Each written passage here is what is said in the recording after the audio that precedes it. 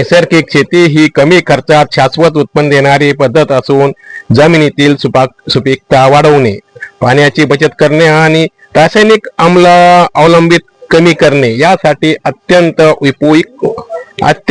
उपयुक्त असल्याचे प्रतिपादन कृषी विभागाचे संचालक विस्तार व प्रशिक्षण रफिक नायकवाडी यांनी केले. राज्य शासनाच्या कृषी विभाग आणि महात्मा फुले कृषी विद्यापीठ राहुरी यांच्या संयुक्त विद्यमाने नाशिक विभागीय नैसर्गिक शेती व खरीप हंगामपूर्व कार्यशाळा हिरे भवन स्टेशन रोड धुळे येथे झाली. या कार्यशाळेस नाशिक विभागीय कृषी संचालक सुभाष काटकर, जिल्हा अधीक्षक कृषी अधिकारी सुरेश जगताप धुळे, रवींद्र माने नाशिक, कुर्बान तडवी जळगाव, दीपक पटेल नाशिक, आत्म्याचे प्रकल्प संचालक अभिमन्यू काशीद, कृषी विज्ञान केंद्राचे कार्यक्रम समन्वयक दिनेश नांद्रे हे उपस्थित होते. संचालक श्री नायकवाडी म्हणाले की नैसर्गिक शेती ही कमी खर्चात शाश्वत उत्पन्न देणारी पद्धत असून जमिनीची सुपीकता वाढविणे, पाण्याची बचत करणे, रासायनिक अवलंबितता कमी करणे यासाठी उपयुक्त असल्याचे सांगितले. तसेच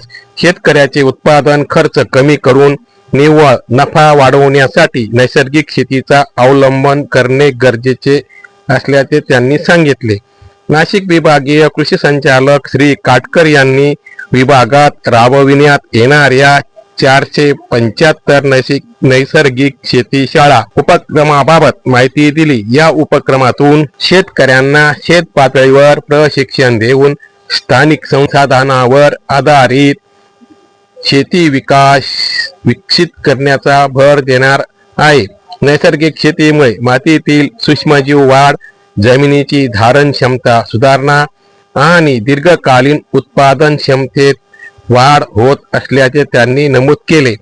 कार्यशाळेत विविध पिकांवर आधारित सत्रांचे आयोजन करण्यात आले. डॉक्टर उल्हास सुर्वे यांनी नैसर्गिक शेतीविषयी मार्गदर्शन करताना जीवामृत, घनजीवामृत व बीजामृत यांच्या वापरामुळे मातीची गुणवत्ता सुधारते आणि पिकांची रोग प्रतिकारक शक्ती वाढते असे सांगितले. मका पिकावर डॉक्टर विवेक शिंदे, सोयाबीनवर डॉक्टर जगदीश काथेपुरी तर कांद्यासाठी डॉक्टर रवींद्र सिंग पाटील यांनी मार्गदर्शन केले.